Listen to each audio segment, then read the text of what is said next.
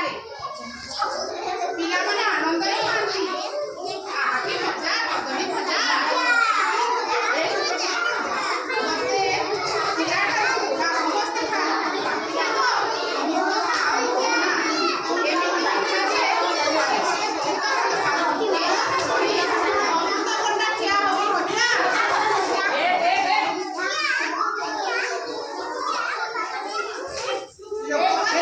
ମତେ କଞ୍ଚାରେ ବି ଖାଆନ୍ତି, ପାଚିଲେ ବି ଖାଆନ୍ତି।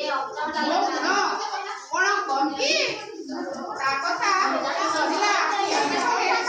ଦିଆ ହେଲା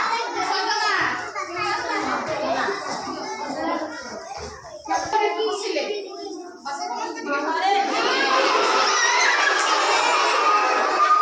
ସମସ୍ତେ କହିଲେ ମୋ ରୂପ ତ ବାଜା ବାଣି ପରି ହୋଇଛି। ସଜନା କହିଲା ହେଲେ କଣ ହେଲା? ମତେ ଯିଏ ତରକାରୀ ଡାଲମା ଭଜା କରି ଖାଇଥିବ ସେ ଜାଣିଥିବ ମୋ କଥା। ତାପରେ ଗାଜର ଠିଆ ହୋଇ କହିଲା ତାପରେ ଗାଜର ଠିଆ ହୋଇ କହିଲା ମତେ କଞ୍ଚାରେ ସାଲାଡ କରି ଖାଇଲେ ଭଲ ଲାଗେ। ମୋ ହାଲୁଆ ଘରେ କିଏ ଖାଇଲା କେବେ ଭୁଲିବନି। ବାଇଗଣ କହିଲା ପରିବାମାନଙ୍କର ରାଜା। ମତେ ସବୁ ପ୍ରକାର ତରକାରୀ ପକାଯାଏ, ଭଜା ମଧ୍ୟ କରାଯାଏ। ତାପରେ କଲରା ଟାଣିଲା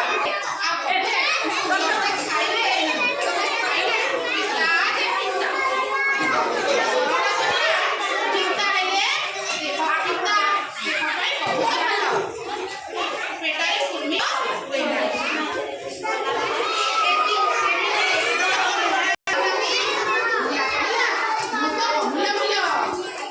କଞ୍ଚା ଖାଇଲେ ରକ୍ତ ସଫା ହୁଏ, ତରକାରୀ କରି ଖାଇଲେ ଖାଦ୍ୟ ହଜମ ହୁଏ।